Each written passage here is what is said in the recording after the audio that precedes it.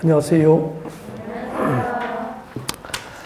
자, 오늘 진도는 여러분 교재 141페이지입니다. 141페이지 개발 밀도 관리구역입니다. 네. 자, 우리 도시군 관리계획상 용도구역 하면은 5개가 있죠. 도시군 관리계획으로 지정과 변경을 결정해야 될 용도구역, 개발제한구역과 도시자연공원구역과 시가보전구역과 그리고 수산조언보호구역, 그리고 마지막이 입지규제 제소구역, 이렇게 5개였어요.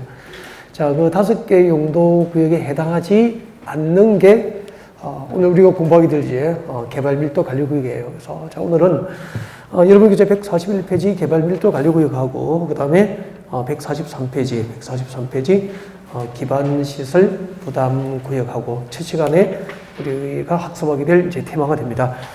자, 개발밀도 관리구역의 개요를 좀 충분히 설명을 드리고 그 다음에 관련된 내용들을 이제 조문을 우리가 짚어가면서 다시 한 번 더 보충적으로 설명을 드리는 방법으로 그렇게 진행할게요. 그래서 141페이지 펼쳐두시고 앞을 보시면 돼요.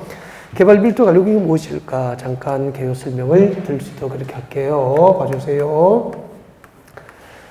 자, 여기가 서울의 강남역, 2호선 강남역이라고 가정합시다. 2호선은 강남역이에요. 자, 여기가 이제 2호선 강남역이라면은, 자, 이제 상상해 봅니다. 자, 도시지역에서 용도 지역이 우리 다 배웠죠. 주거지역이나 상업지역이나 그리고 공업지역으로 용도 지역이 지정된 것은 개발 용도입니까? 보전 용도입니까? 개발 목적으로 지정된 용도 지역이라는 거죠. 주거지역, 상업지역, 공업지역은 이미 개발 목적이기 때문에 강남역 주변 지역은 상업지역과 그리고 이제 주택지, 일부 주택지가 포함되어 있잖아요. 그죠? 그래서 이제 이미 개발이 완료됐다는 것은 가장 대표적인 개발이 뭐죠? 건축. 그래서 대부분 이제 건축물의 건축이 도로 주변에 완료가 됐다는 거예요. 근데 자, 여기 이제 강남역으로부터 약 한 10분 거리 정도, 남지단 거리에 여기 이제 1990년대에 건축된 대규모 아파트 단지가 있다라고 가정을 합시다. 역세권 아파트가 되죠. 역세권 아파트고, 한번 물어볼게요. 역세권에 있는 아파트는 전용 주거지역입니까? 일반 주거지역입니까? 다 배웠잖아. 역세권은 주거환경이 양호합니까? 일상생활이 편리합니까? 편리하잖아. 그러면은 편리한 주거환경 조성을 목적으로 하면은 다 배웠죠. 전용 주거지역입니까? 일반 주거지역입니까? 일반 주거지역이고, 이거 이제 일반 주거지역, 3종 일반 주거지역이라면은 중고층 위주의 편리한 주거환경 조성을 목적으로 지정된 아파트 단지다라는 거죠. 자, 이렇게 되어 있었는데, 이 강남 역세권 아파트가 재건축을 합니다. 재건축하면은 재건축하기 전에는 층수가 5층이고요. 층수가 5층이고 약 2,000세대 정도 세대수가 되었다라고 가정을 합시다. 그런데 자, 이 지역이 재건축되면은 3종 일반 주거지니까 이제 초고층 아파트로 고층 아파트로 재건축이 이루어지게 되겠죠. 그래서 재건축하기 전에 2,000세대 5층 아파트였는데 재건축이 끝나면서 재건축을 50층으로 층수를 높입니다. 높이니까 세대수가 2,000세대가 재건축이 끝나면은 약 6,000세대로 증가가 된다라고 가정을 하자는 거죠. 그러면은 재건축 전에 5층 2,000세대가 6,000세대로 재건축이 끝나버리면은 이제 고밀도 개발로 추진되는 데서 재건축이 세대수가 폭발적으로 증가하게 돼요. 그러면은 자, 지금부터 이제 기존의 강남대로는 도로는 그대로이기 때문에 교통량을 수용할 능력이 도로는 넉넉해집니까? 향후 부족이 예상됩니까? 향후 도로의 부족이 예상되죠.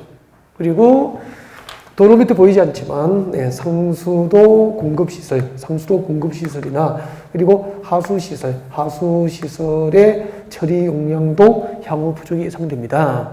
네, 그리고 인근에 초등학교가 있었습니다. 학교가 있었는데 2,000세대일 때는 이 학교에서 아이들을 다 수용했지만 세대수가 6,000세대로 증가되면 향후 학교의 학생 수용 능력도 부족할 것이 예상이 되잖아요. 이렇게 자, 주거지역, 상업지역, 공업지로 용도지역이 지정된 지역에서 이미 개발이 완료되어 있고, 자, 그 지역에서 재개발, 재건축 등 새로운 개발 행위가 고밀도 개발로 추진됨으로 인하여 도로, 상하수도, 학교 등 기반시설 부족은 예상되지만 이미 개발이 완료되어서 새로운 기반시설 설치가 가능합니까? 곤란합니까? 곤란하죠.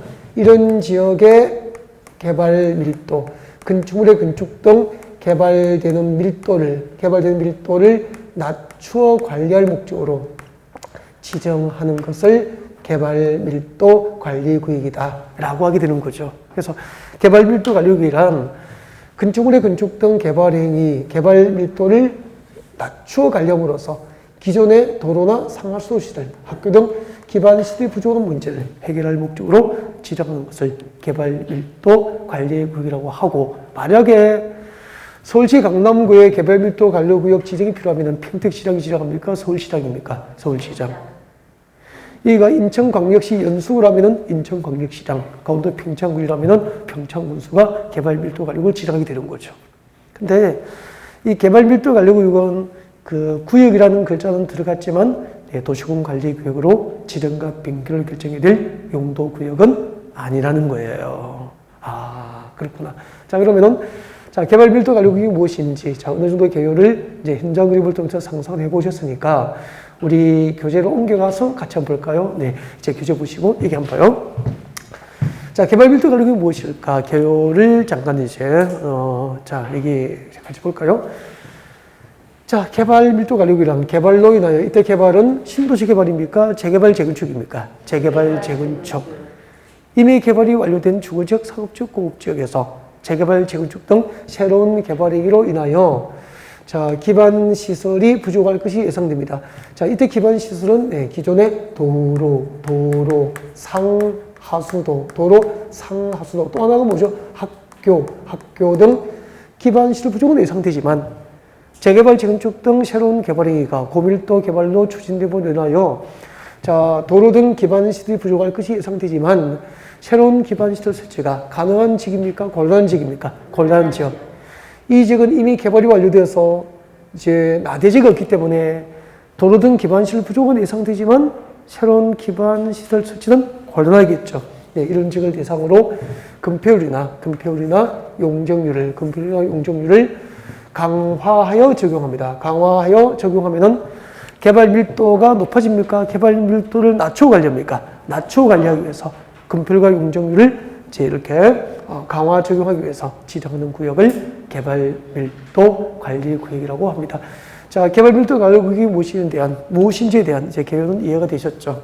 자, 그러면은 이 개발 밀도 관리 구역을 누가 지정할까라는 거죠. 아까 말씀드렸잖아요.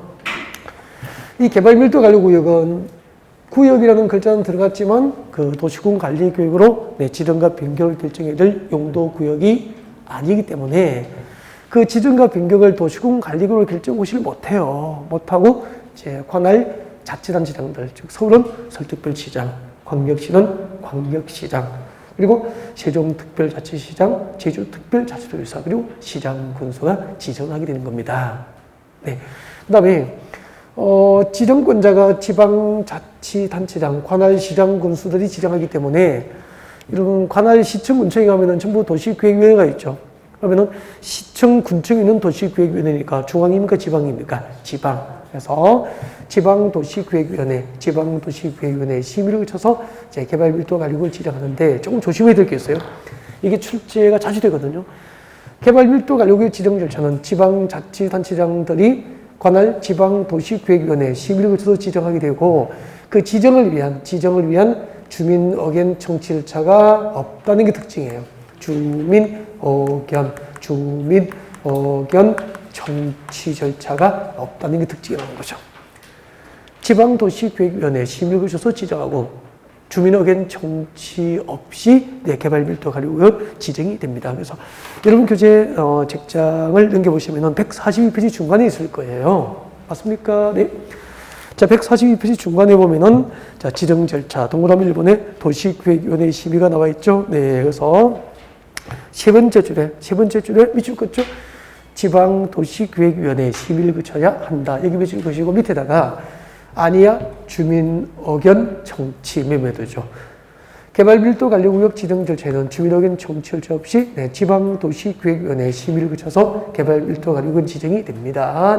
그리고 자, 지정 대상이죠. 지정 대상.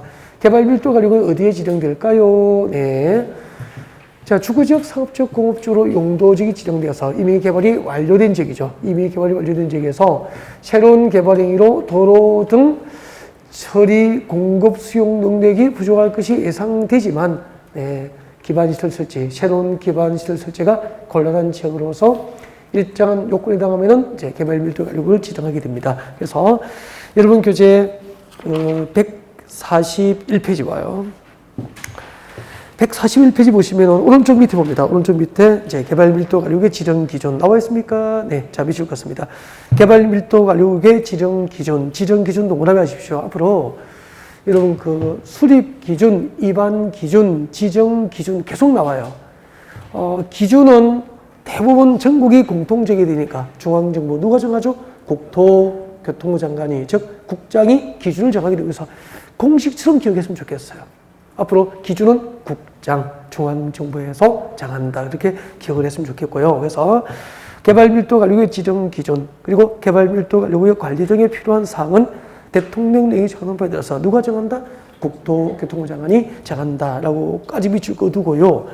개발밀도관리구역의 구체적인 지정 기준이 제 책장을 넘기면 나와 있습니다. 그래서 142페이지 제일 위에 보세요. 자, 142페이지 맨 위에 보시면은 박산에 기역부터 미음까지 5가지 나와 있습니까? 앞으로 묶어주시고요. 앞에다가 지정, 기준, 개발밀도관리구역의 지정 기준이 됩니다. 이 지정 기준 5개는 이제 살짝 암기가 필요한데, 잠깐만요. 이거 암기하다 보면 너무 쉬워요. 그래서 잠깐만요. 여러분, 아까 개발밀도관리구역은 주거지역, 상업지역, 공업지로 용도지역이 지정돼서 이미 개발이 완료된 지역에서 재개발, 재건축 등 새로운 개발행위, 재개발, 재건축 등 새로운 개발행위가 고밀도 개발로 추진됨으로 인하여 기존의 도로, 상수도 시설, 하수도 시설, 학교 등 기반 시설 부족이 예상되는 지역을 대상으로 개발 밀도를 낮춰 관리할 몫으로 지정하잖아요. 그래서 개발 밀도 관리구역 지정 기준 4개는 단어를 4개 기억하시면 돼요. 도로, 상수도 시설, 하수도 시설, 학교. 이 4가지 기반 시설 부족이 예상되는 지역은 개발 밀도 관리구역이 돼요. 지정 기준이 돼요. 그 암기가 문장을 암기 안 해도 되잖아. 너무 쉽잖아. 그래서 기억번 봐요. 기억번. 이렇게 드릴게요. 기억번 142페이지. 개발밀도관리구역의 지정 기준 기억번입니다. 해당 지역의 도로 서비스 수준이 매우 낮아. 도로 서비스 할 때 도로 동그라미 합니다. 도로 서비스 수준이 매우 낮아서 차량 통행이 현저하게 지체되는 지역은 개발밀도관리구역 지정이 가능합니다. 여기서 단어 하나만 기억하면 돼. 도로. 그 다음에 내려옵니다. 2번번. 해당 지역의 도로율을 할 때 도로 동그라미 합니다. 도로율이 국토교통부 령이 정하는 용도지역별 도로율에 몇 프로 이상 미달되고 있죠? 20% 이상 미달되니까 향후 도로의 교통량을 수용할 능력이 넉넉해집니까? 부족 예상됩니까? 부족. 그래서 기업간에는 도로의 부족이 예상되는 지역은 개발밀도관리구역 지정 기준인 거예요. 도로라는 단어만 기억하면 되잖아. 이해하면 암기량이 확 줄어들어버리죠. 그 다음에 D급번. 향후 2년 내에 해당 지역의 수도에 대한 수요량이 수도시설 동그라미 하세요. 수도에 대한 수요량이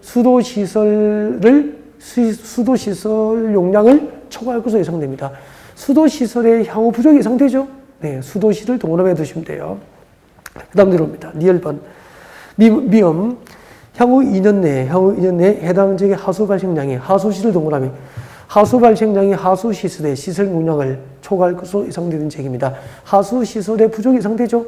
네, 그 다음에 마지막이죠. 미음. 향후 2년 이내에 해당 지역의 학생수가 학교 동그라미. 학생수가 학교 수용 능력을 20% 이상 초과할 것으로 예상되는 지역입니다. 학교 동그라미 이렇게 해서 향후 학교의 그 학생 수용 능력의 부족이 예상되는 지역. 학교 그렇게 보면 되죠. 그래서 도로, 상수도 시설, 하수도 시설, 학교 시설의 시설 용량이 향후 2년 내에 20% 이상 부족이 예상되는 지역은 개발밀도관리구역을 지정할 수 있다. 그렇게 하면 되죠. 단어 4개를 기억하시면 돼요. 네. 이거하고 이제 그 잠시 뒤에 공부하게 될 기반시설 부담구의 지정 기준을 비교해서 암기하시면 되거든요. 네, 근데 다시 한 번 더 봐요. 자, 이렇게 해놓고, 그 다음에 잠깐만 고개 한번 들어볼까요? 여러분, 그러면은, 개발 밀도 관리구에 지정되면 여기서 건축하는 건축물의 건축 밀도, 건축물의 등 개발 밀도를 낮추어야 되잖아요. 개발 밀도를 낮추기 위해서는, 네, 고밀도 개발을 제도적으로 저지하기 위해서는 해당 용도지역에 적용될 건폐력 용적률을 완화 적용합니까? 강화합니까? 강화 적용할 수 있어요. 그래서 개발 밀도 관리구에 지정되면은 해당 지역의 대상으로 건폐력과 용적률을 모두 강화 적용할 수 있는데, 이제 법률은 그렇게 돼 있어. 법률은 건폐력과 용적률을 모두 강화 적용할 수 있다라고 돼 있지만, 실제로 대통령령은 이제 해당 용도지역에 적용될 용적률만 개발 밀도 관리구에서는 50%까지 용적률을 강화하여 적용할 수 있도록 규정하고 있습니다. 이게 개발 밀도 관리 구역의 지정의 어떤 법적 효과라고 보면 돼요. 그래서 개발 밀도 관리 구역이 지정된 지역은 향후 50% 범위 내에서 용적률을 강화하여 적용하게 되는 거죠. 그럼 봐요. 아까 그 재건축하기 전에 강남의 역세권 아파트 재건축 전 세대수가 2000세대인데 고밀도 개발로 추진되어서 50층으로 이제 개발하면은 세대수가 6000세대로 증가된다면은 여기다가 개발 밀도 관리구역을 지정하면은 용적률을 50%까지 용적률을 강화 적용할 수 있잖아요.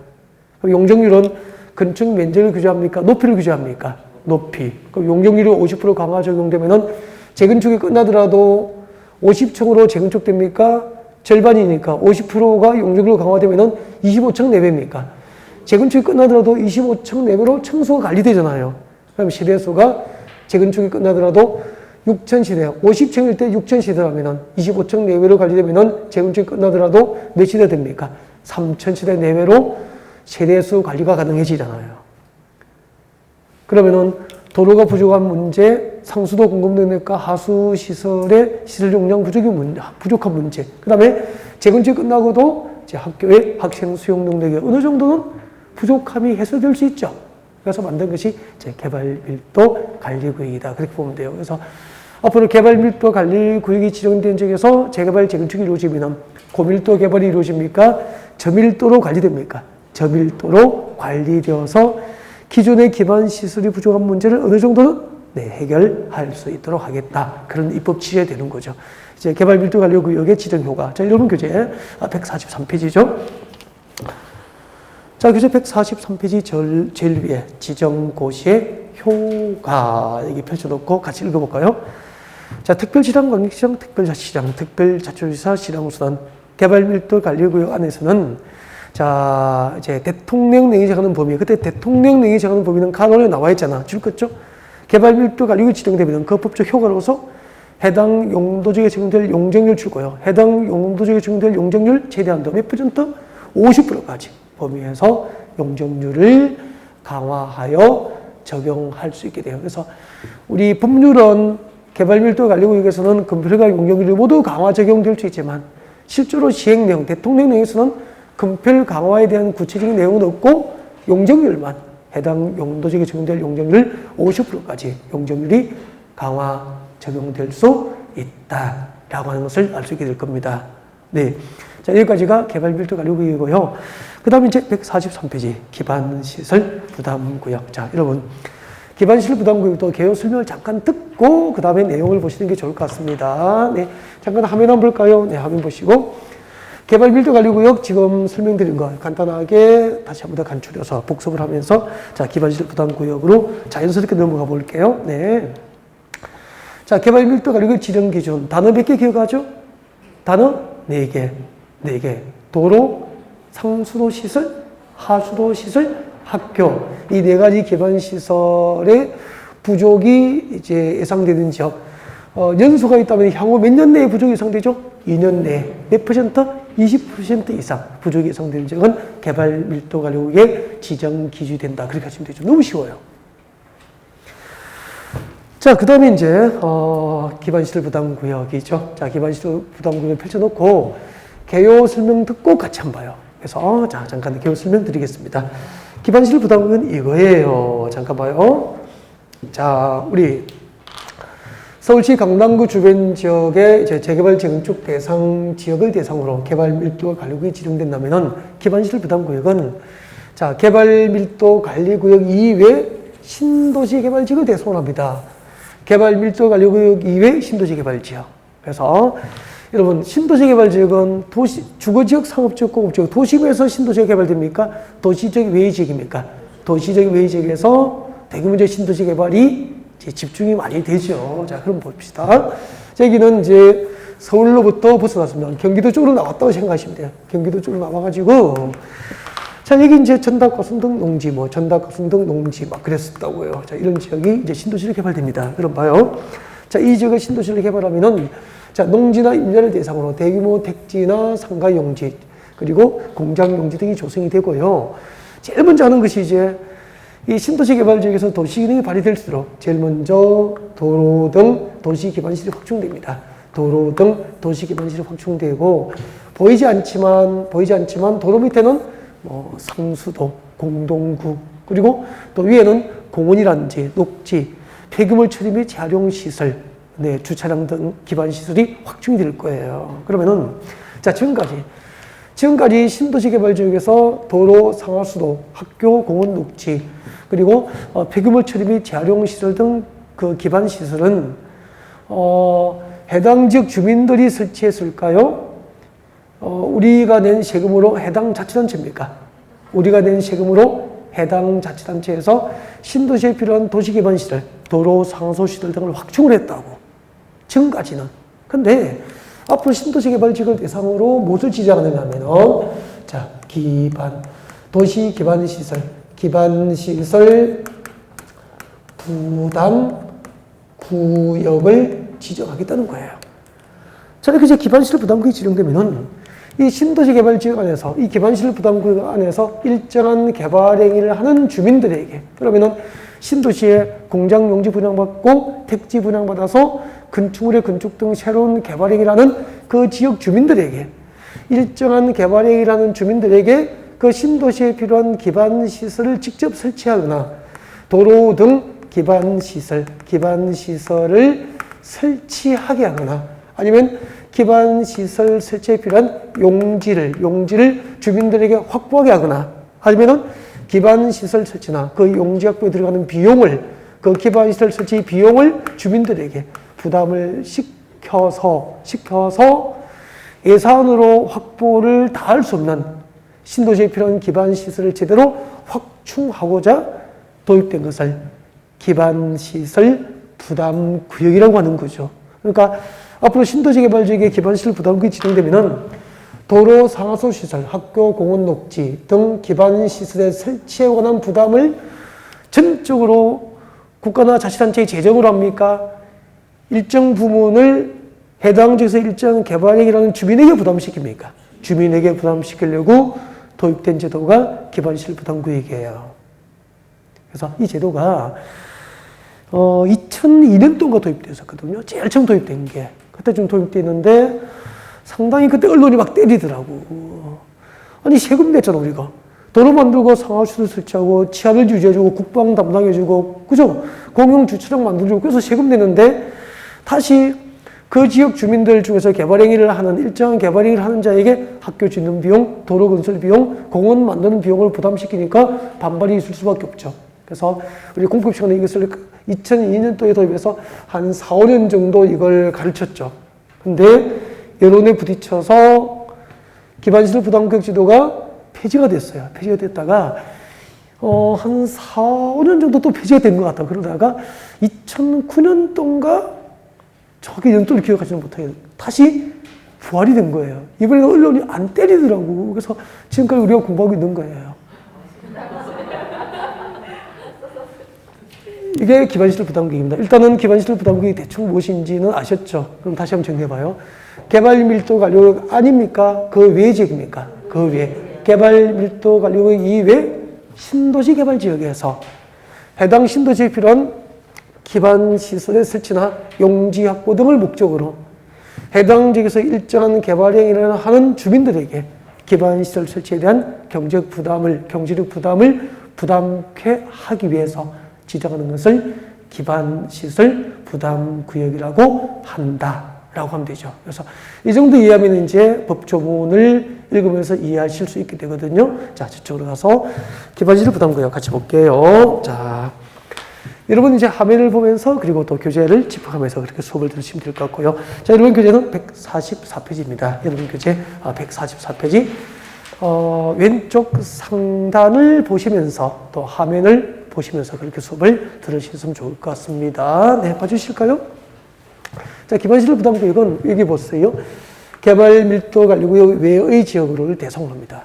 그러면은 개발 밀도 관리구역 이외의 지역에 기반시설 부담구역이 지정되기 때문에 개발 밀도 관리구역과 기반시설 부담구역은 상호 중첩 지정할 수 있다 없다?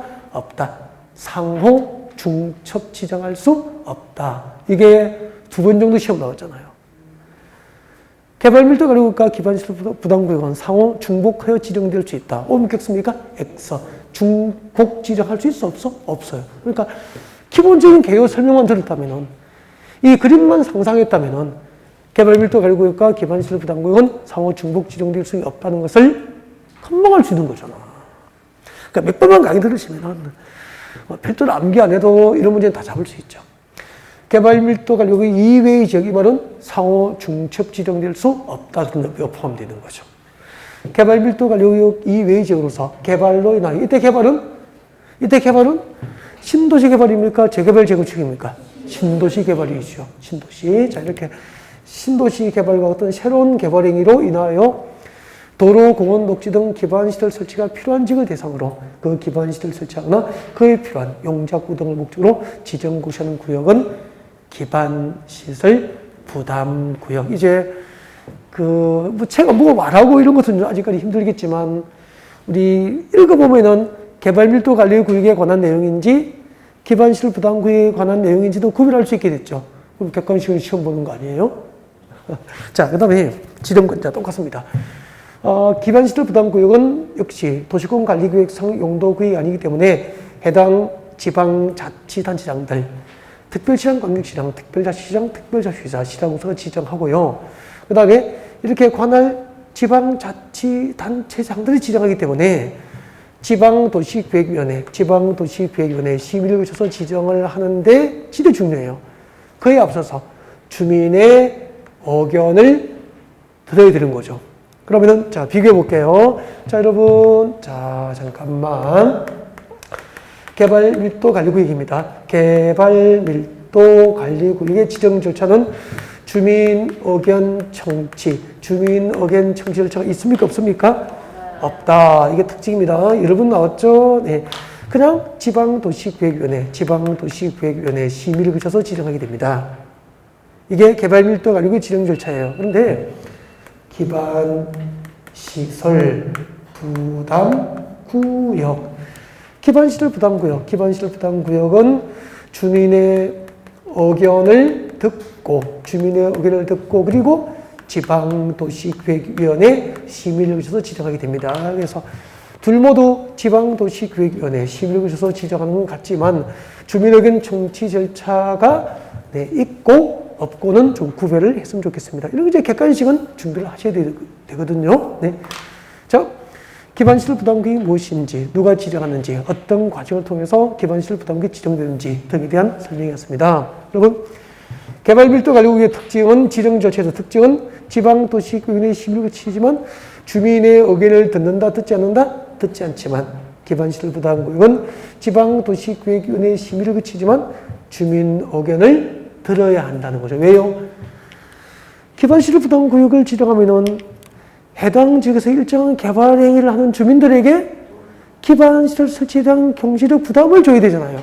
그래서 주민의 의견을 듣게 한 겁니다. 네. 그 다음에 오른쪽으로 갑니다. 오른쪽 145페이지 오세요. 145페이지 오셔서 동그라미 4번 봐요. 동그라미 4번. 자, 기반시설 설치 계획이라고 나와 있습니다. 이런 것은 지정한테 읽고 지정하면 돼요. 읽어볼까요? 특별시장, 광역시장, 특별자치시장, 특별자치휘사, 시장구수단, 기반시설 부담구역이 지정되면은 대통령령이 정하는 바에 따라서 지금도 밑을 쭉 끄십시오. 기반시설 부담구역이 지정되면은 기반시설 설치 계획을 수립하여야 하고 의무적으로 기반시설 설치 계획을 수립하고 이를 어디에 반영해야 됩니까? 도시군 관리계획에 반영을 해야 한다. 이유가 뭘까요? 왜 기반시설 부담구역이 지정되면은 기반시설 설치 계획을 수립하고 이것을 도시군 관리계획 입안에 반영을 해야 될까요? 그 이유가 잠깐만 여러분 기반시설 설치 정비 개량을 무엇을 결정합니까? 도시군 관리계획으로 정책을 입안해서 결정해야 되잖아. 그래서 기반시설 설치 계획이 100번 수립되더라도 도시군 관리계획으로 그 설치에 관한 상위 정책으로 입안되지 않으면 정책으로 결정될 수가 없잖아요. 그래서 기반시설 부담구역이 지정되면 기반시설 설치 계획을 수립하고 그 기반시설 설치 계획을 어디에 반영합니까? 도시군 관리계획 입안에 반영하도록 만든 거죠. 그리고 144페이지 왼쪽입니다. 자, 144페이지 동그라미 2번에 박수봅니다. 자, 기반시설 부담구역의 지정 대상이 몇 개 나와 있습니까? 3개. 기역, 니은, 디귿 묶어요. 기역, 니은, 디귿을 묶어서 자, 기역, 니은, 디귿이 박산의 기반시설 부담구역 지정 기준이 됩니다. 144페이지입니다. 144페이지. 왼쪽에 박산의 기역, 니은, 디귿이죠. 네, 묶어서. 자, 기반시설 부담구역 지정 기준. 이거하고 아까 개발 밀도 관리구역 지정 기준 비교해서 이어놔야 되거든. 네. 자, 기억권 같이 봅니다. 기억권. 자, 기억권 같이 보기 전에 잠깐만. 이해되면 너무 쉬워요. 여러분, 기반시설 부담구역은 재개발 재건축되는 지역을 대상으로 지정합니까? 신도시 개발 지역입니까? 신도시. 그럼 생각을 해봐요.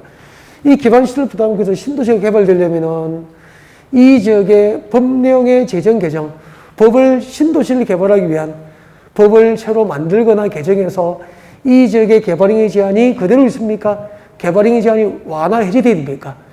개발행위 제한이 완화되거나 해제가 돼야 신도시가 개발되잖아. 그래서 그 세종특별자치시를 만들 때도 국회에서 세종특별자치시 건설을 위한 특별법이 국회를 통과한 거죠. 여당과 야당이 합의해가지고. 그래서 그 세종시가 건설된 충남 공주시 일부하고 영기군 쪽을 그 지역의 개발행위 제한을 전부 풀어준 거예요. 그래서 신도시가 개발되려면 법을 제정하거나 개정해서 해당 지역의 행비 제한, 개발행위 제한을 완화, 해제해줘야 돼요. 이런 지역은 기반시설 부담구역 지정 대상이 됩니다. 그 다음에 또 생각해봐요. 용도 지역이 농림지역이나 자연환경 보전지역으로 녹지지로 묶여있으면 신도시 개발할 수 있을까 없을까? 없죠. 그러면 농림지역이나 자연환경 보전지역을 대상으로 신도시를 개발하려면 용도지역을 그대로 둡니까? 변경해야 됩니까? 용도지역을 도시지로 변경해줘야 될 거 아니에요. 그러면 농림지역이나 자연환경 보전지역이 도시지로 용도지역이 변경되면 해당 지역의 행위제한이 강화됩니까? 완화됩니까? 완화가 되겠죠. 그러니까 신도시 개발지역 개요를 알면은 이 아니어도 다 이해가 되는 거예요. 그래서 같이 한번 봐야지. 기반시설 부담구역 지정 기준 기역번 보세요. 기역번. 자, 기반시설 부담구역 지정되려면 일단 신도시 개발이 가능해야 되니까 기역번 봐요. 이 법이 뭐죠? 국토교육법이잖아. 이 법, 국토교육법과 다른 법령의 지금도 줄거죠. 법령의 제정, 개정, 법을 새로 만들든지 신도시를 개발하기 위해서 법을 새로 만들든지 개정, 고쳐서 해당 지역의 행위제한이 완화가 되거나 해제가 되면은 필연적으로 개발되겠죠? 기반시설 부담구역 지정해야 된다는 거예요. 기반시설 부담구역을 지정해야 될 대상, 기역번, 법령의 재개정으로 행위제한이 완화, 해제된 지역. 두 번째, 또 이 법과 다른 법령에 따라서 책임도 미칠 것입니다. 지정된 용도지역 등이 변경되거나 해제되어서 행위제한이 완화가 되는 지역. 뒤에 적어요. 예를 들면은, 뒤에다 적으세요. 예를 들면은, 여러분, 그 용도지역 변경으로 행위제한이 완화가 되려면은, 도시지역이 자연환경 보전지역이 됩니까? 자연환경 보전지역이 도시지역이 됩니까? 그렇죠. 자연환경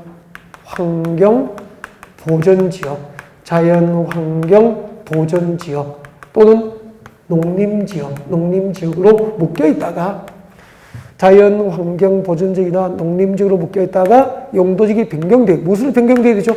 도시지역으로 변경되면 행위제한이 완화가 되잖아요.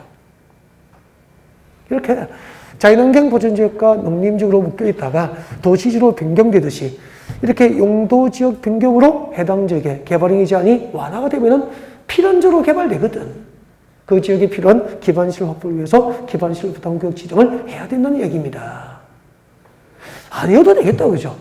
그러니까 진짜 개발밀도 가리고가 기반시설 부담구역이 무엇인지에 대한 정확한 개요 이해가 된다면 그렇게 암기하지 않더라도 수월하게 읽어만 두고도 답 찾을 수 있는 거잖아요. 그 다음에 D극 보십시오. D극번에 A 내려오는데 A번 축겠죠? 해당 지역의 전년도 개발이가 건수가 해당 지역의 전년도 개발이가 건수가 전전년도 개발이가 건수보다 몇 퍼센트? 20% 이상 증가된 지역이야. 전년도보다 전년도의 개발이가 건수가 20% 이상 폭발적으로 증가된 거죠. 잠깐만요. 그러면 이런 얘기예요. 이 지역의 전전년도니까 2019년이잖아요. 예를 들면, 그죠? 2019년도에 이 지역의 개발이가 건수가 100건밖에 안 돼서 100건.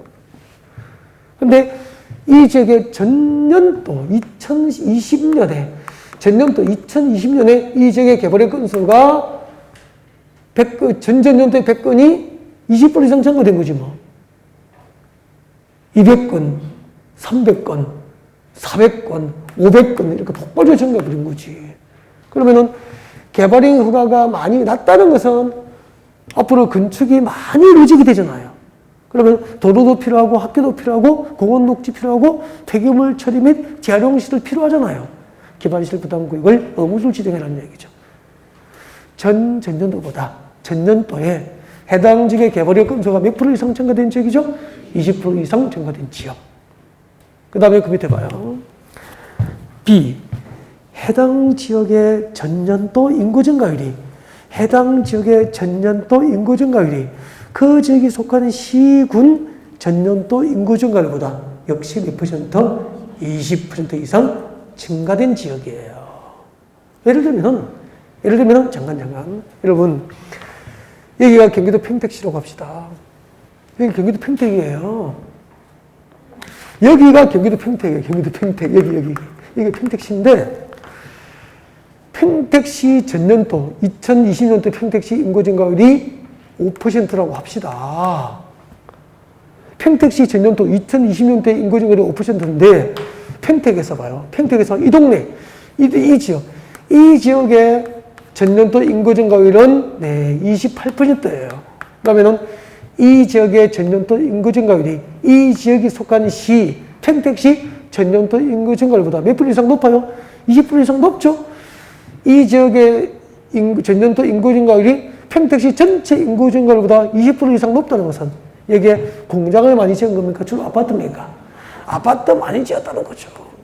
그래서 주민등록 이쪽으로 옮긴 거 아닙니까? 폭발적으로 증가한 거죠, 인구 증가율이.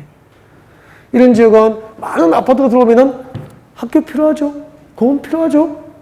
기반시설 부담구역을 지정해야 한다는 거죠. 그러면, 자, 개발 밀도 관리구역 지정 기준하고 기반시설 부담구역 지정 기준 완전 구분할 수 있게 됐죠. 개발 밀도 관리구역은 재개발 재건축 대상 지역 중에서 재개발 재건축 개발이 고밀도 개발로 추진되고 해서 앞으로 4가지 기반시설 부족이 예상되는 지역이 뭐죠? 도로, 상수도 시설, 하수도 시설, 학교 등 기반시설 부족이 예상되는 지역은 뭘 지정하죠? 개발 밀도 관리구역 지정해서 향후 재개발 재건축이 끝나고도 기반시설이 부족해지지 않도록 개발되는 밀도를 낮춰 관리하게 됩니다. 그리고 이제 대규모 신도시 개발 지역 등을 대상으로 필요한 그 신도시에 필요한 기반시설을 제대로 확충하기 위해서 기반시설 부담구역을 지정하게 되는데 그때 기반시설 부담구역을 지정할 수 있는 대상은 첫 번째가 법령의 제정 개정으로 행위제한이 완화 해제가 되는지 용도지역 변경으로 행위제한이 완화가 되든지 아니면은 전년도보다 전년도의 개발의 건수가 몇 퍼센트? 20% 이상 증가되든지 해당 지역의 전년도 인구 증가율이 그 지역에 속한 전년도 시군 인구 증가율보다 몇 프로 이상? 20% 이상 인구 증가율이 높은 지역은 기반시설 부담구역을 지정해야 한다. 구분할 수 있죠. 네. 그 다음에 책정 등기입니다. 여러분 교재 146페이지입니다. 146페이지. 니엘번 같이 볼까요? 니엘번, 자, 밑을 쭉 끄십시오. 기반시설 부담구역이 지정 곳이 되면은, 그다음부터 몇 년? 1년 동그라미. 기반시설 부담구역 지정 곳으로부터 1년이 된 날까지 기반시설 설치 구역 수립이 없으면은 밑줄 다 끄십시오. 1년이 되는 날의 다음 날 기반시설 부담구역 지정은 해제된 것으로 보게 됩니다. 네.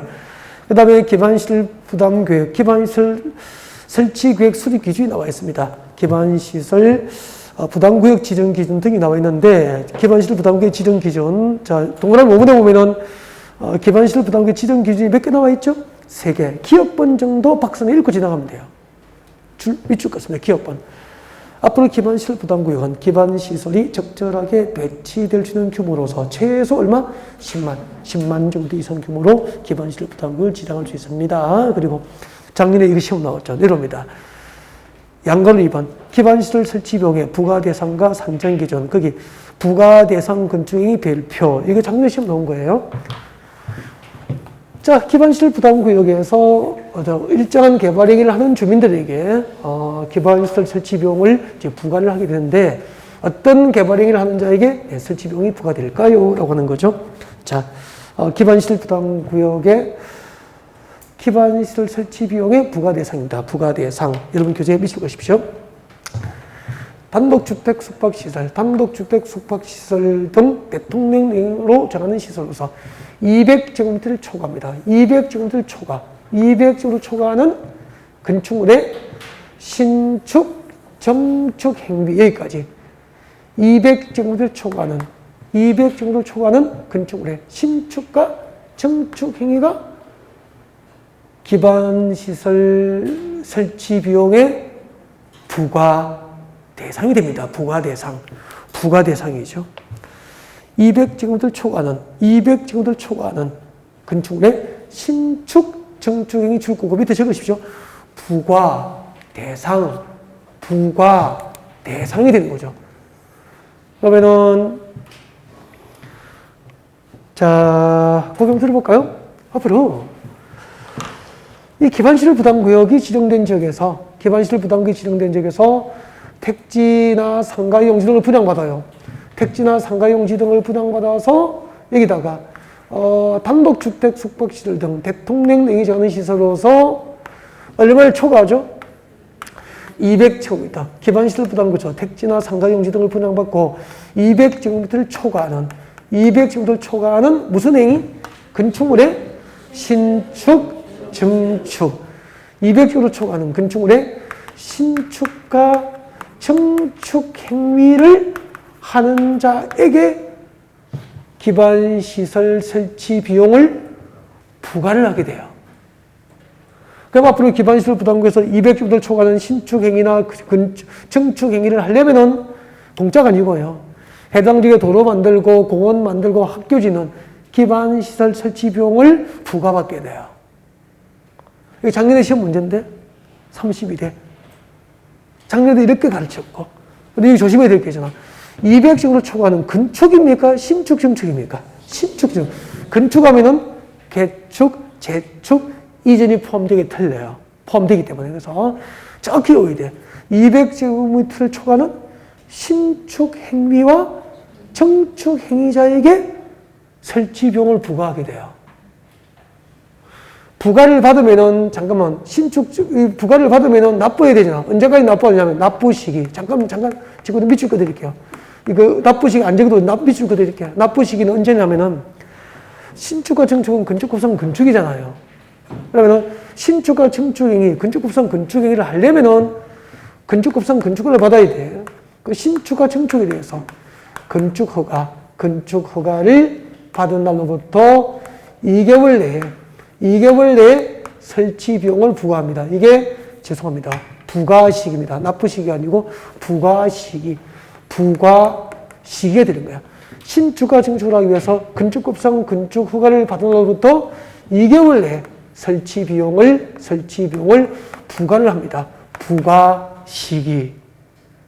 이제 그러면은 기반시설 설치 비용을 납부하도록 부과를 받으면은 납부를 해야 되잖아. 신축과 증축이 끝나면 우리 건축부에서는 중공사를 받게 돼. 그 중공사를 사용승이라고 합니다. 그래서 납부 시기, 신축과 증축에 대해서 사용승인, 중공사를 말합니다. 사용승인, 중공사 신청할 때까지죠. 사용승인 신청 시까지 부과받은 설치 비용을 납부를 해야 되는 거야. 부과 대상, 부과 시기, 납부 시기. 자, 이거 밑줄 그어드릴게요. 이런 교재 있어요. 자, 이런 교재, 150페이지 와요. 150페이지. 150페이지 중간에 오세요. 여러분, 교재 150페이지. 자, 중간 부분에 옵니다. 자, 150페이지 중간에 오시면은 동그라미 2번에 납부 기한 나와 있습니까? 납부 기한. 여기 별표하시면 되죠. 납부 기한 별표하시고. 읽어볼게요. 밑줄 끄시면 안 돼요. 자, 특별시장, 광역시장, 특별자치시장, 특별자치도의사, 시장으로서는 납부 의무자가 지금도 밑줄 껐죠. 국가나 지방자치단체로부터 신축가 증축에 대해서 건축허가를 받은 날부터 2개월 이내에 줄 거예요.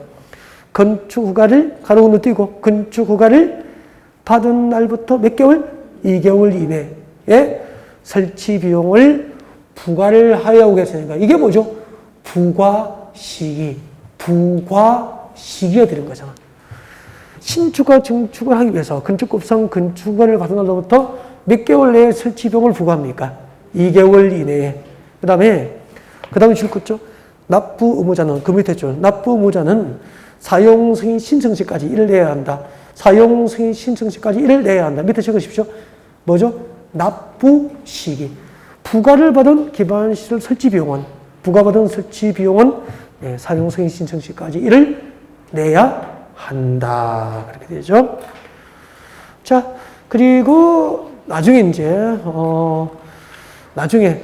기반시설 부담 구역에서 그 기반시설 유발 개수 정도는 이제 문제풀이 할 때 살짝 암기를 하시면 되겠어. 이런 교재 148 봐요.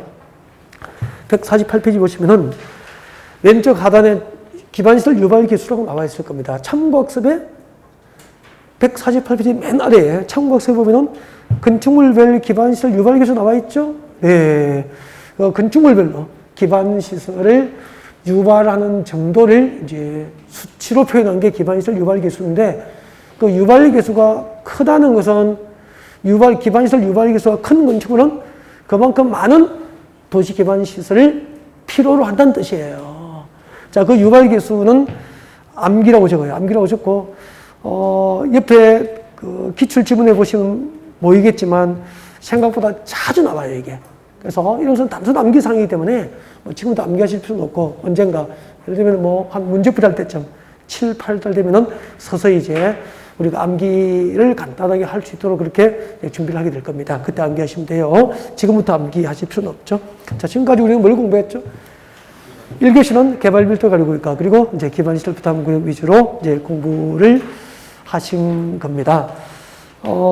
잠시 휴식 후에 155페이지에 도시공개시설 사업 챕터 8 진도를 준비할지도 그렇게 할게요. 네, 잠시 쉬었다 합니다.